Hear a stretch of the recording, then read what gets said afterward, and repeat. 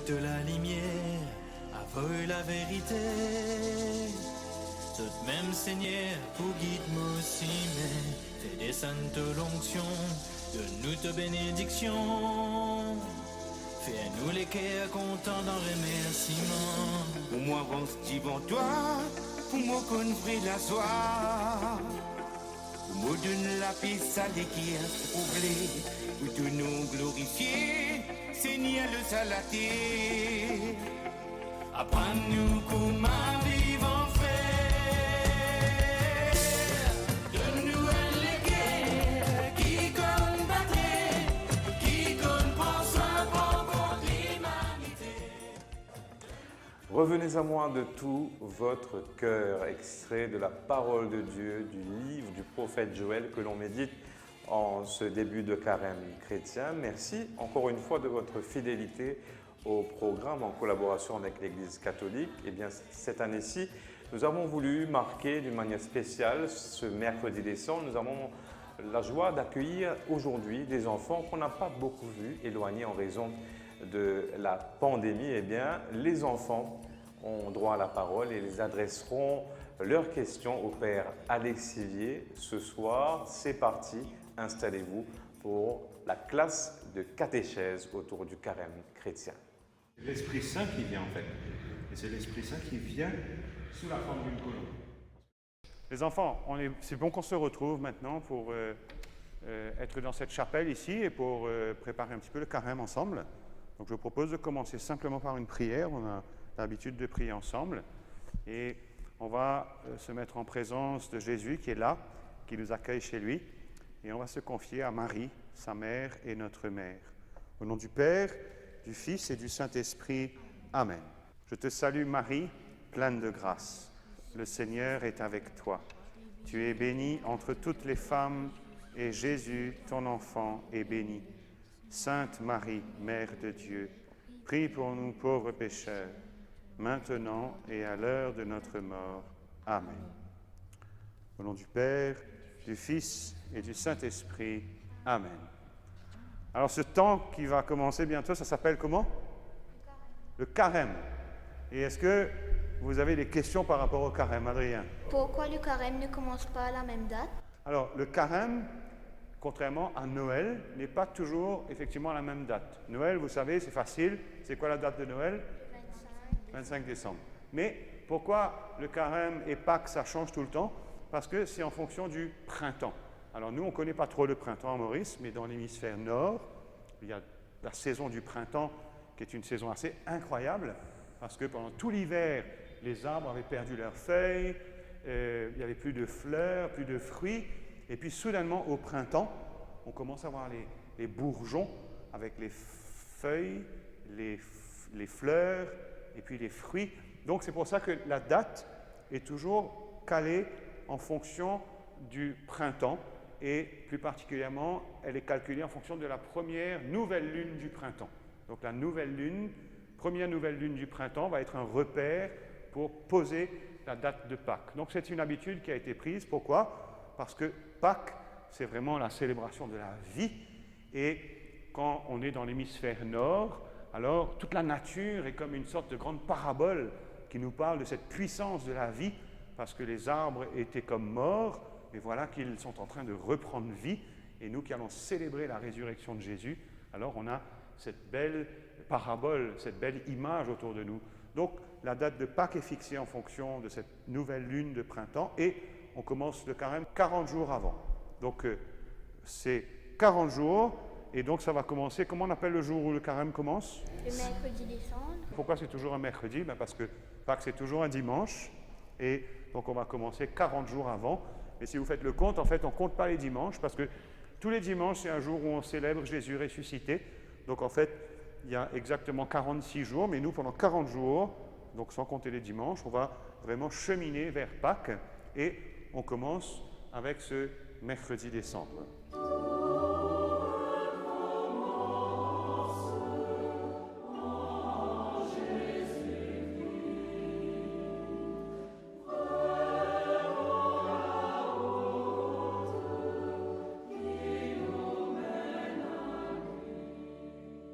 Pourquoi Pourquoi c'est les vendredis qu'on mange pas la viande? Jésus est mort un vendredi.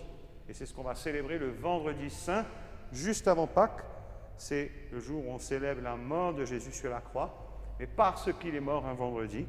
Donc tous les vendredis, on va essayer d'être plus proche de lui et plus particulièrement de méditer sur tout ce qu'il a souffert pour nous quand il a été arrêté, quand il a été humilié, quand il a été flagellé et tout ce qu'il a souffert jusqu'à mourir sur la croix. Donc pour ça, on va essayer de jeûner plus particulièrement le vendredi. Donc le jeûne, quand on déjeune, c'est qu'on va manger. Quand on jeûne, c'est qu'on va se priver de nourriture et particulièrement de la qualité de nourriture. Et la viande, c'est peut-être un peu moins le cas aujourd'hui, mais autrefois, c'est une nourriture, et c'est comme ça pour certaines familles encore, c'est une nourriture qui a beaucoup de valeur parce que ça coûte cher, c'est une nourriture qu'on va plutôt utiliser les jours de fête, on va manger de la viande quand c'est une grande fête. Donc, le vendredi, en mémoire de Jésus qui est mort sur la croix et pour mieux être proche de lui, on va se priver de la qualité de la nourriture et donc on ne va pas manger de viande. L'idée, c'est de rester dans une privation de nourriture qui va nous aider à mieux ressentir aussi toute la souffrance de Jésus, à être plus proche de lui à travers notre privation. Pourquoi le carême dure 40 jours? Quand Jésus va au désert, vous vous souvenez de ça? Jésus va aller au désert et il va lui-même rester dans le désert pendant combien de jours? 40. Pendant 40 jours. Donc, on va vivre ce temps comme Jésus lui-même, il est allé au désert pendant 40 jours. Mais le chiffre 40, on le retrouve aussi dans l'Ancien Testament. Alors, ce n'est pas 40 jours, c'est 40 ans. Pendant 40 ans, le peuple d'Israël a marché dans le désert. Et ils ont marché entre où et où?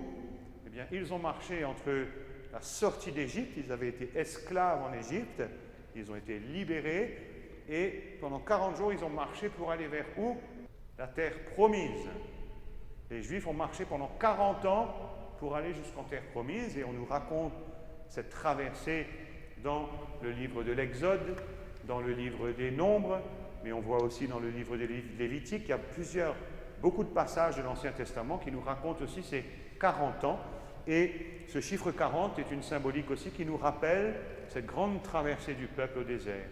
Et eux, ils ont marché pour aller vers la terre promise. Mais nous allons avancer pendant 40 jours pour mieux célébrer la joie de Pâques, pour mieux célébrer la résurrection de Jésus le jour de Pâques. Donc c'est pourquoi on utilise ces 40 jours tout simplement. Est-ce que les enfants font le carême? Les chrétiens, tous les chrétiens sont invités à vivre ce temps de carême et chacun selon ses capacités. Alors on va voir qu'est-ce qu'on fait pendant le carême. Donc chacun va faire ce qu'il peut faire en fonction de son âge, en fonction de sa santé, en fonction de la réalité de sa vie. Par exemple, si quelqu'un est en train de travailler sur un bateau, un travail difficile pendant le carême, il ne va pas faire la même chose que quelqu'un qui a un rythme un peu plus régulier, qui va pouvoir peut-être faire un carême, on va dire, en étant plus concentré aussi sur ce qu'il va choisir de faire pendant le carême. Donc, pour répondre clairement à la question, oui, les enfants sont invités à vivre ce carême. Mais qu'est-ce que ça veut dire vivre le carême? Alors, il y a un but principal pendant le carême. Le but principal du carême, c'est qu'on puisse devenir meilleur. Et donc, le temps du carême qui nous est donné, c'est un temps propice pour prendre les moyens pour être meilleur. Et qu'est-ce que ça veut dire devenir meilleur pour nous, les chrétiens? Ça veut dire être plus proche de Jésus, parce que c'est lui qui est celui qui nous permet de vivre notre vie chrétienne. Donc être meilleur, c'est être plus proche de lui. Imaginez que vous avez un ami et que cet ami, eh bien, vous vous rendez compte que vous n'êtes pas allé suffisamment le voir, que vous n'avez pas pris suffisamment de ses nouvelles, que vous n'avez pas suffisamment été proche de lui. Alors, vous allez à un moment donné prendre conscience que, vous avez envie de renouer avec cet ami, de retrouver cette amitié, de passer plus de temps ensemble. Donc c'est le but du carême, c'est de prendre les moyens pour être plus proche de Jésus. Et alors, comment est-ce qu'on va être plus proche de Jésus?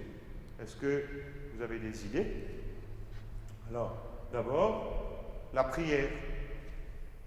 La prière, c'est ce qui va nous aider, nous déjà, à essayer de prendre plus de temps avec lui. Comment est-ce qu'on fait pour prier, par exemple? Est-ce que vous avez des idées? Comment est-ce qu'on fait pour prier? Il faut tout le temps faire la signe de croix. Alors c'est bien de faire le signe de croix pour entrer dans la prière. Il y a aussi une parole de Jésus qui nous dit, quand tu veux prier, va dans ta chambre, ferme la porte et prie ton Père qui est là dans le secret. Ça veut dire que pendant le carême, c'est sûr que ce sera un temps où on va essayer de prier plus pour mieux se rapprocher de Jésus. Et pour cela, eh bien, c'est bon si on peut aller dans l'église ou aller dans une chapelle, et je vous encourage à le faire. Mais en même temps, Jésus nous dit qu'un bon moyen aussi de prier, c'est de rester seul dans sa chambre et de fermer la porte pour ne pas être dérangé. Alors aujourd'hui, on pourrait dire aussi peut-être d'éteindre un petit peu la musique, de faire attention qu'il n'y ait rien qui nous dérange, et de prendre le temps là dans sa chambre de prier. De prier, et quand on va prier, qu'est-ce qu'on va faire? Eh bien, à la fois, on va faire le signe de croix, comme disait Léane, on peut peut-être fermer les yeux, ça peut nous aider aussi à essayer de descendre dans notre cœur pour ne pas être dérangé par ce qu'il y a autour, comme on essaye de faire silence aussi pour mieux se recueillir. Après, on peut réciter les prières qu'on connaît. Tout à l'heure, on a dit le « Je vous salue Marie », on connaît le « Notre Père », on peut dire les prières, mais ce que Jésus aime le plus, c'est d'abord qu'on puisse lui parler avec notre cœur.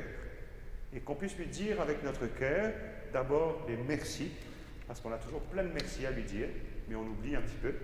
Après, deuxièmement, on lui demande pardon, parce qu'on se rend compte qu'on s'est peut-être un petit peu éloigné de lui, que nous-mêmes, on n'a pas toujours été bien correct dans la vie, dans ce qu'on a dit, dans ce qu'on a fait. Alors on va lui demander pardon, et puis on va prier pour les gens qui ont besoin de notre prière aussi. On va penser dans notre prière à des personnes qui ont besoin de notre prière. Donc c'est bien de pouvoir le dire avec un cœur d'enfant, sans trop calculer. C'est bon d'avoir des prières qu'on connaît, qu'on va réciter avec le cœur. Et puis, il y a ces prières qui vont jaillir, que nous allons pouvoir dire d'une manière plus spontanée, sans que ce soit trop préparé à l'avance, mais toujours pour dire merci d'abord, pour demander pardon et pour dire s'il te plaît. Alors ça, c'est bien la prière qui vient de notre cœur, dans le secret. Et puis, Jésus, il a envie de nous parler aussi. Et alors, une bonne manière aussi de découvrir comment Jésus nous parle, eh bien, c'est de faire silence, de peut-être lire un petit passage de l'Évangile, parce que vous savez bien que dans l'Évangile, on a beaucoup de paroles qui nous racontent ce que Jésus a dit, ce que Jésus a fait. Donc on va prendre le temps d'écouter. Après, c'est bon aussi peut-être simplement de regarder Jésus, peut-être sur une image qui nous aide à mieux sentir sa présence, ou de le regarder sur un crucifix. On a parlé de la croix tout à l'heure, pour méditer sur l'amour avec lequel il donne sa vie pour nous. Et on va essayer donc de développer cette amitié par la prière. La prière va nous aider à nous rapprocher de Jésus. Et en même temps, ce qui nous rapproche aussi de Jésus, c'est de mettre en pratique aussi ce qu'il nous dit. Et c'est pourquoi, pendant le carême, c'est un moment où on va essayer d'être plus attentif aussi à faire le bien. Est-ce que vous avez des idées de comment est-ce qu'on peut faire le bien? Qu'est-ce qu'on peut faire pour faire le bien? En faisant des actions gentilles. Alors oui, il y a des actions gentilles. Est-ce que vous avez des idées de qu'est-ce qu'on peut faire de bien? Qu'est-ce qu'on peut faire comme action gentille? On peut aider nos parents. Ça, c'est très bien. On peut aider nos parents dans la maison, ne pas juste attendre que les parents fassent tout pour nous, mais aussi être disponible, serviable, obéissant, pour essayer de contribuer aussi à ce que tout se passe bien dans la maison, et aider nos parents. Qu'est-ce qu'on peut faire encore comme bonne action? Aider les gens. Alors, aider les gens, c'est très bien. Il y a beaucoup de gens qu'on peut aider. Qu'est-ce qu'on peut faire, par exemple, pour aider les gens? Est-ce que vous avez des idées? Donner des linges. Alors, effectivement, il y a des choses qu'on peut donner parce qu'il y a des gens qui sont plus pauvres et peut-être que pendant le carême, on va essayer de faire attention aussi à ceux qui n'ont pas grand-chose, en tout cas qui ont moins que nous. Donc, comme dit Adrien, On peut donner des linges, mais est-ce qu'on va donner des vieux linges troués qu'on ne met plus? Non. On va essayer de donner des jolis linges. On va essayer d'être attentif à ceux qui n'ont peut-être pas les moyens de s'acheter des beaux vêtements, des bons vêtements. On va leur donner des linges. Il y en a qui vont aussi profiter peut-être pour essayer de soutenir une famille, essayer peut-être de prendre plus de temps aussi pour aller visiter une personne malade. Tu voulais dire quelque chose encore, Adrien? Donner de la nourriture. On peut donner de la nourriture aussi, parce qu'il y a des gens pour qui c'est difficile. Je pense qu'à Maurice, personne ne meurt de faim, mais il y a des gens pour qui c'est difficile, parce qu'ils n'ont pas les moyens d'acheter tout ce qu'ils veulent, et donc parfois, c'est un petit peu limite. Quand on va manger un repas, ce sera un peu léger. Alors donc on va essayer aussi de penser à partager ce que nous avons, les vêtements, la nourriture, ça peut être même aller donner des jouets. Tout à l'heure, on parlait des jeux qu'on faisait pendant les vacances. Peut-être qu'il y a des jeux qu'on peut aller partager aussi avec d'autres qui n'en ont pas. Et l'idée, ce n'est pas uniquement de donner et pour continuer soi-même à être un petit peu, je dirais, trop égoïste. Mais on va donner pour être un peu plus attentif à ceux qui nous entourent. Et je parlais aussi tout à l'heure de donner de notre temps, d'aller visiter quelqu'un qui est malade, d'aller prendre du temps pour écouter quelqu'un, peut-être un ami de classe, peut-être un enfant à l'école avec qui personne ne veut jouer, quelqu'un dont on se moque tout le temps. Alors, au lieu de faire comme les autres, d'aller se moquer de cet enfant et de finalement le laisser seul, eh bien non, pendant le carême, c'est le moment, au contraire, où je vais essayer de voir avec qui je peux aller jouer, que personne ne joue avec lui, avec qui je peux aller passer du temps. Parce que ça, c'est bon. Ça veut dire que je vais être meilleur et je vais vivre aussi ce que Jésus m'invite à vivre. Je vais aimer plus, vous voyez. Je peux aussi choisir d'aller me réconcilier, parce que ça arrive parfois qu'on se fâche, non? Qu'on se blesse, parce qu'un tel était mon ami et puis on s'est un petit peu fâché. Alors, de choisir la réconciliation, c'est toujours un bon acte de carême aussi, parce que je vais faire le premier pas, aller me réconcilier. C'est un effort de carême qui peut être très bon. Après, il y en a qui ont un peu d'argent de poche aussi, qui vont donner un petit peu de leur argent. Plutôt que de garder l'argent uniquement pour soi et pour s'acheter des choses pour soi, je vais penser à qu'est-ce que je peux donner dans cet argent. Je vais garder peut-être un petit peu pour moi, mais au lieu de tout garder et de penser qu'à moi, je vais penser aussi à ceux qui n'en ont pas. Vous voyez, c'est ça aussi la bonne dynamique du carême. C'est prendre du temps pour la prière, pour être plus proche de Jésus, mais quand je prie, je me rends compte que Jésus aussi veut que je sois meilleur dans ma relation avec les autres. Ça peut être aussi faire attention à ma manière de parler.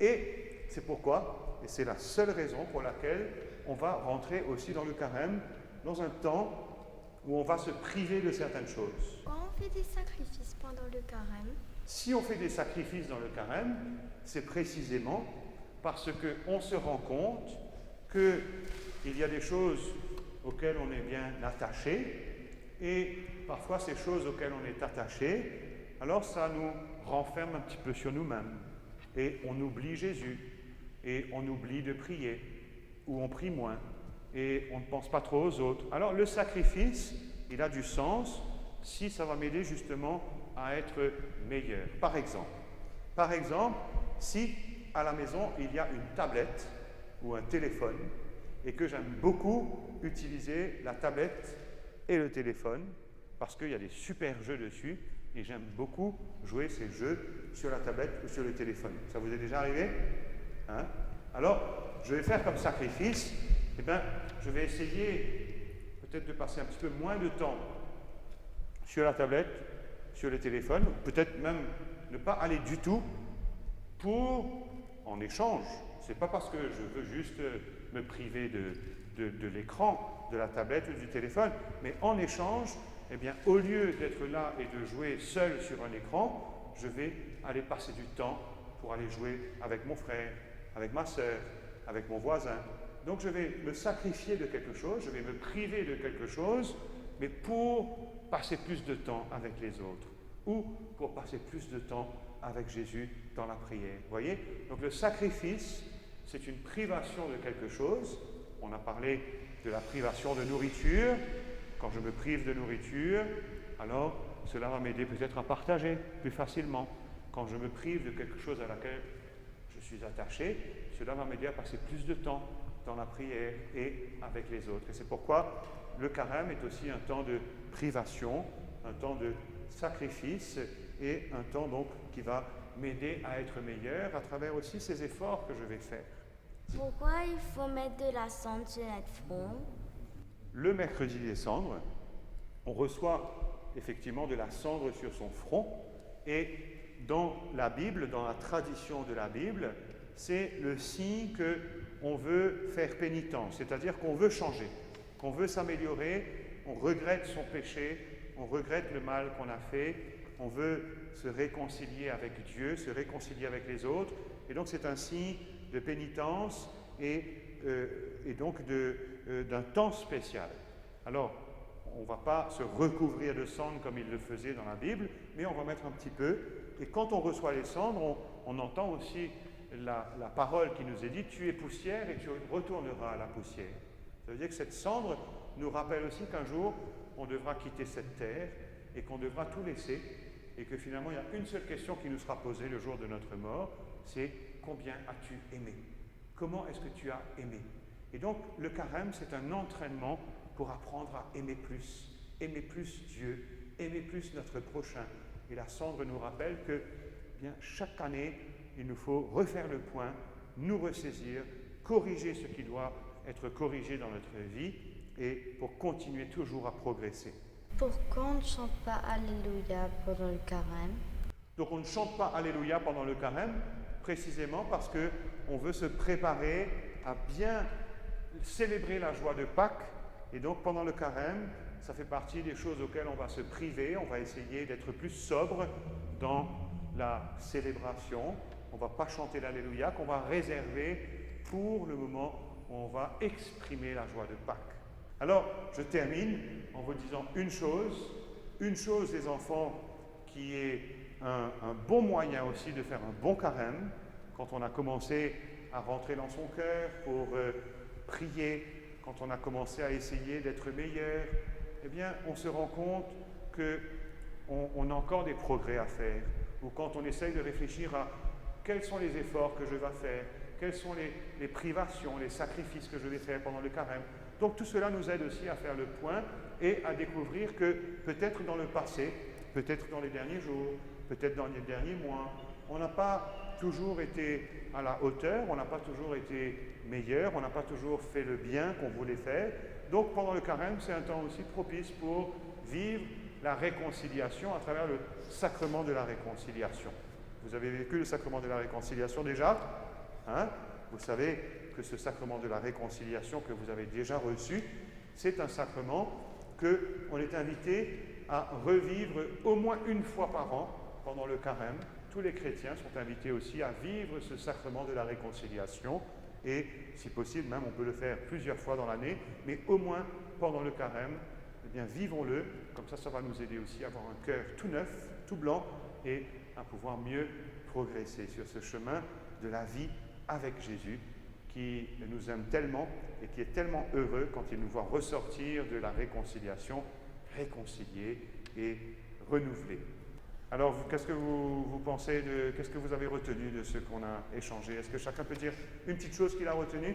Une petite chose de tout ce qu'on a dit? Adrien? Que les enfants aussi sont invités à faire le carême. Oui, c'est bien de retenir ça. Qu'est-ce que tu retiens, Florence? Qu'il ne faut pas penser à soi-même, il faut penser aussi un peu aux autres. C'est ça. Le carême va nous aider à penser plus aux autres et penser moins à soi. Est-ce que, Emma, tu as quelque chose que tu retiens de notre échange aujourd'hui? Qu'il faut faire au moins un petit sacrifice. Qu'il faut faire au moins un petit sacrifice, c'est vrai.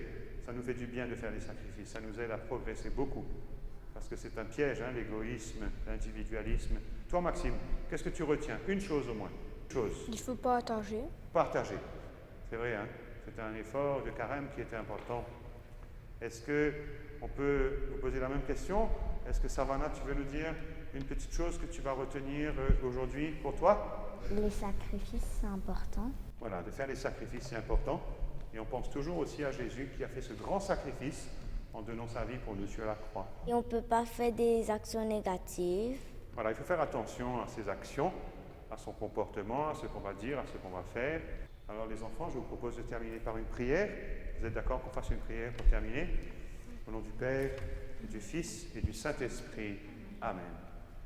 Nous te remercions, Seigneur Jésus, d'être là avec nous et de nous faire entrer dans ce temps de carême pour nous aider à nous rapprocher de toi, à être meilleurs.